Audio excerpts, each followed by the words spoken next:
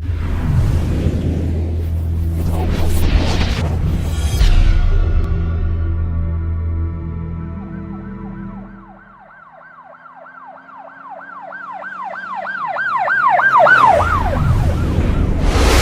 वालेकुम नाजरीन, शाही चौधरी ऑफिशियल के साथ मैं हूं आपका मेज़बान अब्दुल्ला तनवीर। नाजरीन, एक बार फिर से ईगो, एक बार फिर से एटीट्यूड, एक बार फिर से लोगों को दिखाने के लिए दिखावा एक नौजवान लड़के की ज़िंदगी ले बैठता है। आखिर ये मामला क्या पेश है, वाक़या क्या पेश है? बेसिकली फैसलाबाद में एक नौजवान लड़का पिज़्ज़ा खाने दुकान पे जाता है। वहाँ पे एक सिक्योरिटी गार्ड होता है और अभी तक की जो इतलात मौसूल हो रही हैं उसमें ये कहा जा रहा है कि एक दूसरे को देखते हैं, कुछ तला कलामी होती है इनके बीच, जिसके बाद जो सिक्योरिटी गार्ड होता है वो अपने इमोशंस पे काबू नहीं रख पाता और गुस्से में उस लड़के को उसके बाप और भाई के सामने उसको गोली मार के मार देता है और उसके बाद वो वहाँ से फरार नहीं हो पाता। वहाँ के जो लोग थे वहाँ पे जो वाक़े को देख रहे थे वो लड़के को पकड़ते हैं, सिक्योरिटी गार्ड को उसके बाद पकड़ा जाता है, मारा पीटा जाता है, लेकिन पुलिस मौके पे आ जाती है और पुलिस की जानिब से ये कहा जा रहा है कि जब लड़के से बातचीत की गई है कि आखिर तुमने उसको गोली क्यों मारी, फायर क्यों किया उस लड़के के ऊपर, तो सिक्योरिटी गार्ड का कहना था कि ये मुझे गुस्से से घूरी डाल रहा था कि मतलब तू हमारे यहाँ का मिजाज भी ऐसा ना कि तू मैंने घूरी क्यों पाई, तू मैंने वेख्या क्यों, और उसके बाद तला कलामी होती है जिसके बाद ये मामला पेश आ जाता है। अब नाजरीन, यहाँ पे बड़े अहम पॉइंट रेज होते हैं। क्या रीजन है? दिन ब दिन सिक्योरिटी गार्ड के हवाले से इस तरह की खबरें बढ़ती चली जा रही हैं। अक्सर हमने वाकयात को रिप्रेजेंट भी किया आपके सामने। रिसेंटली भी हमने एक वाकया देखते हैं जहाँ पे प्रोटोकॉल जो स्टाफ वहाँ से जा रहा होता है, तो जो प्रोटोकॉल स्टाफ होता है बेसिकली वहाँ पे वो फायरिंग कर देता है एक भट्ट साहिब की गाड़ी के ऊपर। वो भी हमने देखा था जिसके बाद उनको गिरफ्तारी अमल में आ गई थी और मजीद तहकीकात जारी थी। उसके बाद दीगर ऐसे वाकयात हैं हम देखते हैं रोजमर्रा अपनी रूटीन में, हम देख रहे हैं कि सिक्योरिटी गार्ड जो होते हैं ये अपने जो होशो हवास होते हैं इनके ऊपर काबू नहीं पा पाते, गुस्से में आके ये फायरिंग कर देते हैं और इनको पता ही नहीं होता कि ये एक जान को लेने जा रहे हैं। आखिर नाजरीन, जो मजीद तहकीकात हैं वो तो सामने आएंगी, लेकिन फिर भी कुछ सवालात थे कि आखिर क्या रीजन है कि आखिर इस तरह के अफराद अपने जज्बात के ऊपर काबू ही नहीं रख सकते। नाजरीन, ये बेसिकली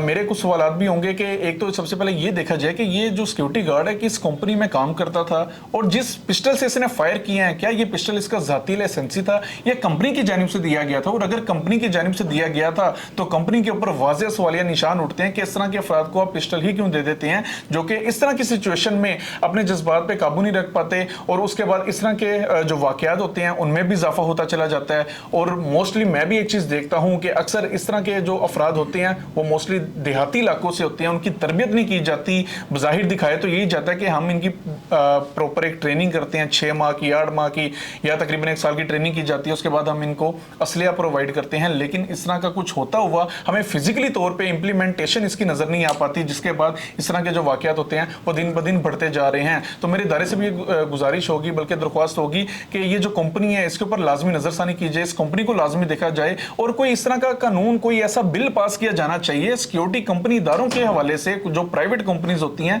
कि कुछ ऐसी प्रोटोकॉल्स कुछ ऐसे डालने चाहिए कि जिसके बाद वो प्रॉपर एक ट्रेनिंग हो, उसके दिमाग को चेक किया जाए कि आखिर ये कितना गुस्सा बर्दाश्त कर रहा है, क्या ये जज्बात में आके किसी को नुकसान तो नहीं पहुंचा देगा, क्या ये जज्बात में आके अपने होशोवास पे काबू रख पाएगा या फिर बिल्कुल भी नहीं। तो इस तरह के जो वाकयात होंगे उनमें भी कमी आ पाएगी। और जो सिक्योरिटी इदारे हैं, नो डाउट बहुत से ऐसे सिक्योरिटी इदारे भी हैं जो कि बड़ा अच्छा काम अंजाम दे रहे हैं, लेकिन कुछ ऐसे इदारों की वजह से वो फिर तमाम जो प्राइवेट सिक्योरिटी कंपनीज होती हैं, आपको पता है उनके ऊपर भी सवालिया निशान आ जाते हैं, उनके ऊपर भी उंगलियां आ जाती हैं। तो इदारों से मेरी दरख्वास्त होगी कि कोई बिल पास किया जाना चाहिए। हर बंदे को लाइसेंस के अलावा हम हथियार नहीं दे सकते, हर बंदे को सिक्योरिटी गार्ड भी नहीं बनाया जा सकता, क्योंकि इस तरह के अगर वाकयात बढ़ते जाएंगे तो आम आवाम का सिक्योरिटी गार्ड के हवाले से उनका जो इत्मीनान होगा, उनका जो कॉन्फिडेंस होगा वो उठ जाएगा। नाज़रीन, प्रोग्राम का फीडबैक जरूर दीजिएगा और मैं इंशाल्लाह ताला इसके ऊपर भी मजीद देखूंगा कि आखिर इसकी एंडिंग क्या बनी है। और मेरी दरख्वास्त भी होगी कि इस तरह के जो किरदार होते हैं इनको तो मेरे नज़दीक तो ऐसी है कि एक बाप के सामने अगर आप मारे हैं तो इस तरह के अफराद को फांसी पर लटका देना चाहिए, इस तरह के अफराद को